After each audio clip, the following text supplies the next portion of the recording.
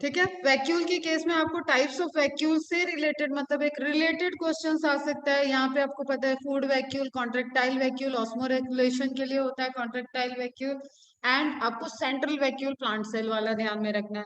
Plant cell के case में आपको गिने गिनाए क्वेश्चन है। टोनोप्लास्ट लेयर, टोनोप्लास्ट लेयर जो होती है वो बैरियर है, लिविंग लेयर है, लेकिन अंदर जो सेल सैप है वो आपका नॉन लिविंग है। सेल सैप ऑस्मोटिक बैरियर में मतलब ऑस्मोलैरिटी को मेंटेन करने के लिए, क्योंकि इसके अंदर स्टोरेज रहेगा, स्टोरेज फॉर्म में आयंस वगैरह प्रेजेंट होंगे, तो एक ऑस्मो बैरियर जो इसमें tonoplast, cytoplasm and plasma membrane, ये तीनों मिलके ऑस्मोटिक बैरियर बनाते हैं, उसमें रोल प्ले करेगा। और सेंट्रल वैक्यूल मेजर पार्ट को ऑक्युपाइड कर लेगा प्लांट सेल के अंदर, ताकि उसकी फिजियोलॉजिकल, क्योंकि इसके अंदर नॉन लिविंग कंटेंट आ गया, नॉन लिविंग कंटेंट ने मेजर पोर्शन को अगर ऑक्युपाई कर रखा है, तो वहां पे मेटाबॉलिक एक्टिविटी स्लो डाउन हो जाएगी। और मेटाबॉलिक एक्टिविटी स्लो डाउन का मतलब ही यही है कि क्योंकि वो पूरे अर्थ के न्यूट्रिएंट सिस्टम को डिपेंडेंट है इन्हीं प्रोड्यूसर्स पे, तो वो खुद ज्यादा यूज ना करे, इसके लिए वहां पे सेंट्रल वैक्यूल एक एडॉप्टेशन की तरह। ठीक है। It contains water, sap, excretory product and other material not useful for the cell. कभी कभी आपको यहाँ पे आपका जैसे टैनिन वगैरह कुछ ऑयल के फॉर्म में है, वो सब भी स्टोरेज, ऑयल तो खैर नहीं, अलग अलग हो जाएंगे, अलग अलग टाइप के वैक्यूल्स जो स्टोर करते हैं उसकी तरीके से उनको डिफरेंट टाइप के वैक्यूल का फॉर्मेशन हम लोग बोल देते हैं। Single membrane called tonoplast, tonoplast एक लिविंग मतलब बैरियर है, सेलेक्टिव बैरियर है बेटा। In plant cell the vacuoles can occupy up to 90%, देखो वही बात है, of the volume of the cell. अब ये आपका एमसीक्यू है। ठीक है, डेटा जो दिया 90%, this is MCQ. In plant the tonoplast facilitate the transport of a number of ions and other material against the concentration gradient into the vacuole, क्योंकि vacuole में ऑलवेज हायर कंसंट्रेशन होगा, and vacuole is also involve with the turgidity of the cell. Turgidity, turgor pressure, ये सब ध्यान में आ रहा हो, तो इन सब में भी वैक्यूल का रोल है। Hence, their concentration is significantly higher in the volume than in the cytoplasm. In amoeba, आपका वो प्रोटोजोआ वाला एग्जांपल आ गया। कॉन्ट्रेक्टाइल वैक्यूल, कॉन्ट्रेक्टाइल वैक्यूल आपके एक्सक्रीशन में रोल प्ले करता है, एंड एक्सक्रीशन में रोल प्ले कर रहा है तो ऑब्वियसली किसमें, ऑस्मो रेगुलेट करेगा। In many cells as in protist, food vacuole are formed by the engulfing the food particle. Food vacuole क्या हो गया, जैसे आपकी प्लाज्मा मेम्ब्रेन में बल्क अमाउंट में कुछ इनगल्फ किया, तो वो आगे जाके एंडोसाइटोसिस से वो एक वैक्यूल बन गई। जैसे अभी मैंने लाइसोसोम के साथ बताया, तो प्राइमरी लाइसोसोम यहाँ पे प्रेजेंट है, प्योर प्रोटीन्स हैं, ये फूड वैक्यूल और लाइसोसोम मिलके क्या बना दिया, सेकेंडरी लाइसोसोम। ठीक है, क्लियर। यहाँ पे खत्म हो गया आपका एंडोमेम्ब्रेन सिस्टम। नाउ नेक्स्ट है ऑर्गेनेल में आ रहे हैं, जिसके पास न्यूक्लियस है वो न्यूक्लियस सॉरी, जिसके पास डीएनए है वो ऑर्गेनेल आ गया, माइटोकॉन्ड्रिया। माइटोकॉन्ड्रिया भी पूरा वास्ट है, लेकिन आपको इस एटलीस्ट यहाँ से इतना ध्यान में होना चाहिए जितने एनसीईआरटी के पॉइंट है। सिंगुलर माइटोकॉन्ड्रियान बोल दे रहे हैं। Cell within cell theory मतलब ऑर्गेनेल विद इन ऑर्गेनेल का एग्जांपल है बेटा राइबोसोम। एक चीज ध्यान में रखना, organelle within organelle, organelle within organelle, ये टर्म यूज किया जाता है राइबोसोम के लिए, and cell within cell ये टर्म यूज किया जाता है माइटोकॉन्ड्रिया और प्लास्टिड के लिए।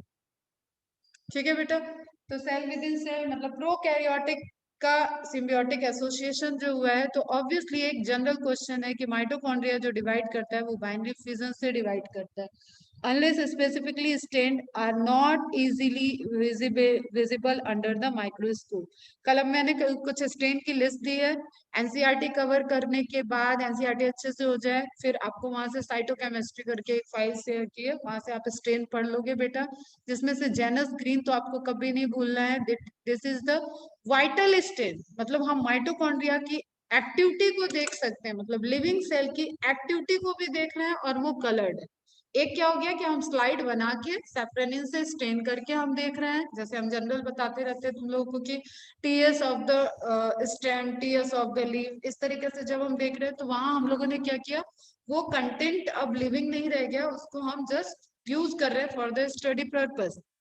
लेकिन हम जब अंदर के फिजियोलॉजिकल बिहेवियर को देखना चाहेंगे तो हमें कैसे देखना है कि वो लिविंग भी रहे, फिजियोलॉजी उसके अंदर चले और वो हमें दिखे भी। तो Janus green is a vital stand.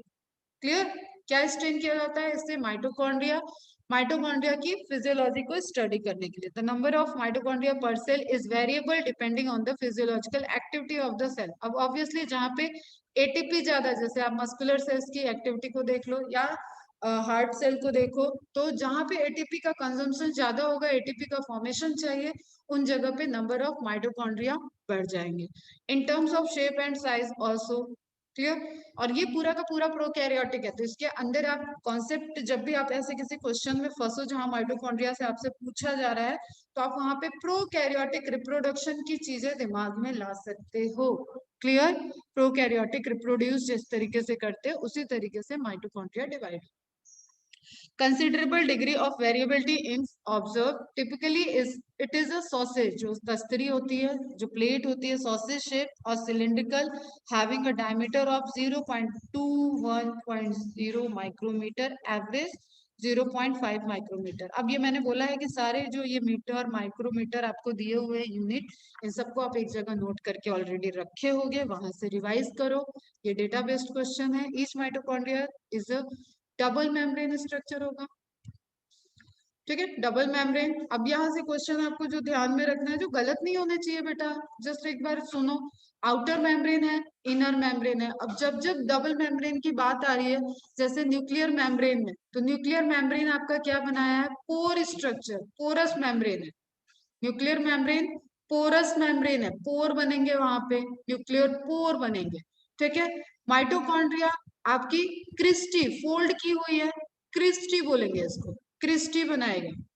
And chloroplast आपका स्मूथ है, दोनों ट्रांसपेरेंट है और स्मूथ है, और ये टूट टूट के आपके थाइलेक्वाइड्स बना रहे। Is it clear? समझ में आ रहा है? तो इस तरीके से आपको मेम्ब्रेन का एक कोऑर्डिनेट वे में भी क्वेश्चन बन सकता है। तो न्यूक्लियर मेम्ब्रेन की पोरस और माइटोकॉन्ड्रिया के क्रिस्टी का फॉर्मेशन करेगी, इनर फोल्डिंग बनाएगी। एंड आपका क्लोरोप्लास्ट की जो मेम्ब्रेन है वो इसको आपकी जो प्लास्टिड की मेम्ब्रेन है वो स्मूथ है, दोनों स्मूथ है, ट्रांसपेरेंट है, वहां कोई पिगमेंट नहीं होता है बेटा। एंड वो टूट टूट के आपका थाइलेक्वाइड ग्रेनम को बनाएंगे, और इंटरग्रेनल लैमेली वगैरह सब उसी से बन रही है। Is it clear? तो अब आपको यहाँ पे इस इमेज से ध्यान में रखना, outer membrane, inner membrane, this is inner membrane, cristae का फॉर्मेशन, ये स्ट्रक्चर क्रिस्टी। बीच में जो ल्यूमेन बचा वो क्या हो गया बेटा? मैट्रिक्स। क्लियर? क्लोरोप्लास्ट में स्ट्रोमा, यहाँ पे मैट्रिक्स, और ये स्पेस क्या हो गया? पेरी माइटोकॉन्ड्रियल स्पेस या इंटर मेम्ब्रेन स्पेस। ठीक है। फिर आपको ध्यान में रखना है, अब यहाँ पे इतने सही दिया है, फिर आपको और क्या चीजें ध्यान में रखनी है माइटोकॉन्ड्रिया के लिए? कि इसके पास डीएनए होता है, इसके पास राइबोसोम होता है, राइबोसोम 70S होता है।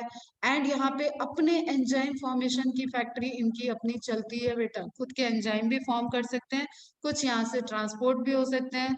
फिर आपको याद हो वो अपन लोगों ने वो देखा था NADPH2 FADPH2 acetyl CoA gateway reaction. ठीक है।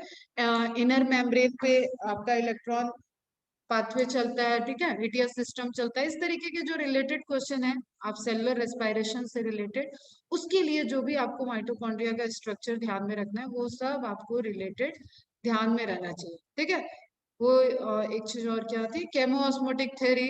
ठीक है। तो ये जो इंटर मेम्ब्रेन स्पेस लिखा हुआ है, यहाँ पे प्रोटोमोटिव फोर्स जनरेट होगा। क्लियर? और जब आप उसको क्लोरोप्लास्ट में देखते हो तो थाइलेक्वाइड के ल्यूमेन में, थाइलेक्वाइड के ल्यूमेन में, स्ट्रोमा में नहीं, थाइलेक्वाइड के ल्यूमेन में, मतलब थाइलेक्वाइड के मेम्ब्रेन के अंदर वो जनरेट होता था। ठीक है। ये तो बहुत सारी बातें आगे बढ़ते हैं। Membrane bound structure with the outer membrane and the inner membrane dividing it's lumen distinctly into two aqueous compartment, that is the outer compartment and the inner compartment. And ये जो दोनों कंपार्टमेंट हैं, इनके एंजाइम बहुत specific होते हैं, इसलिए जब आपका ETS चल रहा है तो वो सरफेस पे चलेगा, जब प्रोटोमोटिव फोर्स बन रहा है तो intermitochondrial space, perimitochondrial space में बनेगा। ठीक है। और मैट्रिक्स में क्या चलता है? मैट्रिक्स में कौन से रिएक्शन चलते हैं?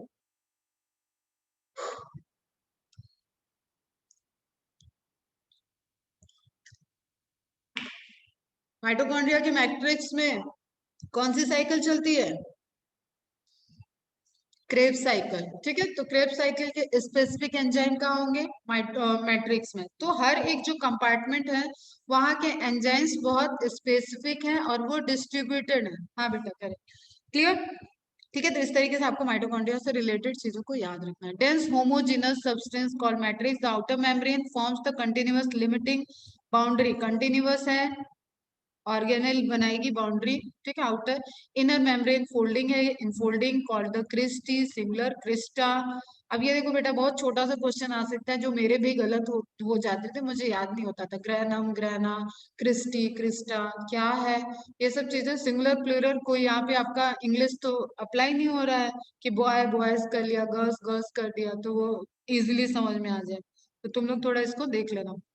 towards the matrix, the crusty increase the surface area, जहाँ पे भी फोल्डिंग है surface area बढ़ जाएगा। Two membranes have their own specific enzymes associated with the mitochondrial function. Mitochondria are the sites of aerobic respiration. They produce cellular energy in the form of ATP since they are called powerhouse of the cell.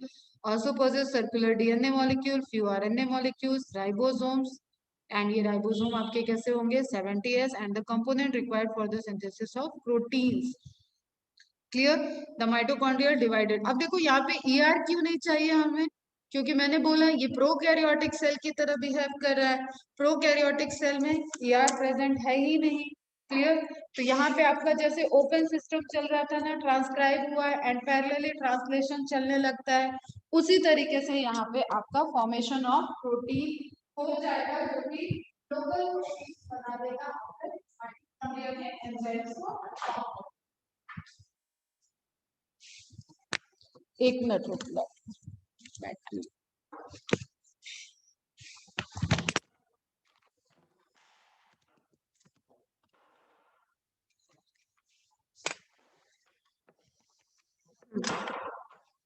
Clear है? ठीक है बेटा, तो ER की requirement यहाँ पे नहीं है। जैसे प्रोटीन सिंथेसिस प्रोकैरियोट में चल रही थी, उसी मैकेनिज्म से यहाँ पे प्रोटीन सिंथेसिस हो सकती है। तो अपने ओन एंजाइम्स को भी माइटोकॉन्ड्रिया फॉर्म कर सकता है, और जिस सेल के अंदर है वहां से भी एंजाइम का फॉर्मेशन हो सकता है, और वो ट्रांसपोर्ट होते हैं फिर वेसाइकल्स के थ्रू माइटोकॉन्ड्रिया में। नाउ नेक्स्ट है डीएनए कंटेनिंग इज प्लास्टिड, जिसमें क्लोरोप्लास्ट हम बोल रहे हैं मेनली, जो आपका फोटोसिंथेसिस एक्टिविटी करेगा, क्लोरोप्लास्ट हो जाएगा। आप यहाँ पे कैसे याद रखना है प्लास्टिड को आपको? कि कलर पिगमेंट से रिलेटेड बातें, कलर्ड पिगमेंट हो गए। ठीक है, ग्रीन कलर है तो मेनली हम क्या बोल रहे हैं? क्लोरोप्लास्ट। कलरलेस है, बायो में कलरलेस मतलब व्हाइट। ठीक है, व्हाइट और क्रीम को बायो में कलरलेस बोलते हैं। जैसे आप आलू को कट करते हो तो वो कैसा है? कलरलेस, तो वो ल्यूकोप्लास्ट हो जाएगा। फिर आपको ध्यान है ये सब आपस में इंटर कन्वर्जन को शो करते हैं। क्लियर, इंटर कन्वर्जन को शो करेंगे, जैसे आपका हरा टमाटर लाल टमाटर में बदल जाता है। तो क्रोमोप्लास्ट जो अदर कलर्स हो गए, क्लोरोप्लास्ट जो ग्रीन, बाकी सब आपके कहाँ पे आ गए? क्रोमोप्लास्ट में। और फिर इसमें आपको अलग अलग रेंज आपने पढ़ रखा है, जैसे पिगमेंट वगैरह का, जैंथोसाइनिन, एरिथ्रोसाइनिन, इस तरीके से पाइकोजेंथिन, जो आपने पिगमेंट पढ़ रखे हैं वो भी आपके साथ क्रोमोप्लास्ट के ही पार्ट हो जाएंगे एक तरीके से। ठीक है, जो भी कलर वाला पोर्शन। तो क्लोरोप्लास्ट आपको मेनली इन्वॉल्व होंगे फोटोसिंथेसिस में। क्लोरोफिल पिगमेंट होंगे, ध्यान रखना है इसके ना आउटर मेम्ब्रेन पे क्लोरोफिल होता है ना इनर मेम्ब्रेन पे क्लोरोफिल होता है। एकदम बैठ जाना चाहिए दिमाग में। प्लास्टिड का मतलब ये नहीं है कि उसके आउटर मेम्ब्रेन और इनर मेम्ब्रेन पे भी पिगमेंट हो, दोनों ट्रांसपेरेंट है, वहां पे कोई क्लोरोफिल प्रेजेंट नहीं होता है। थाइलेक्वाइड में क्लोरोफिल प्रेजेंट होता है एंड वहां पे फोटोसिंथेसिस की प्रोसेस फिर एब्सॉर्ब करने से चलेगी। क्लियर। तो क्लोरो, क्रोमो, ल्यूको, लार्जर इसमें जो होता है, लार्जर होता है आपका ल्यूकोप्लास्ट। ल्यूकोप्लास्ट में हम फिर देख लेते हैं कि जो अगर स्टार्च को स्टोर किया हुआ है तो अमाइलोप्लास्ट बोलते हैं, ऑयल्स को स्टोर किया हुआ है तो एलियोप्लास्ट बोलते हैं, एंड प्रोटीन को स्टोर किया हुआ है तो एल्यूरोप्लास्ट बोलते हैं। क्लियर है बच्चा? ठीक है।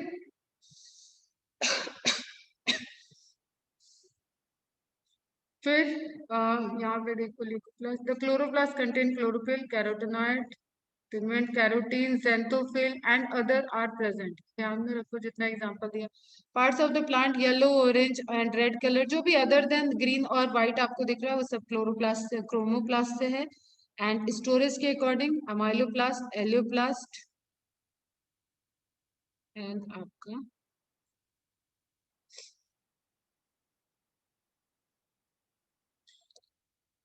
ठीक है एलियोप्लास्ट स्टोर प्रोटीन।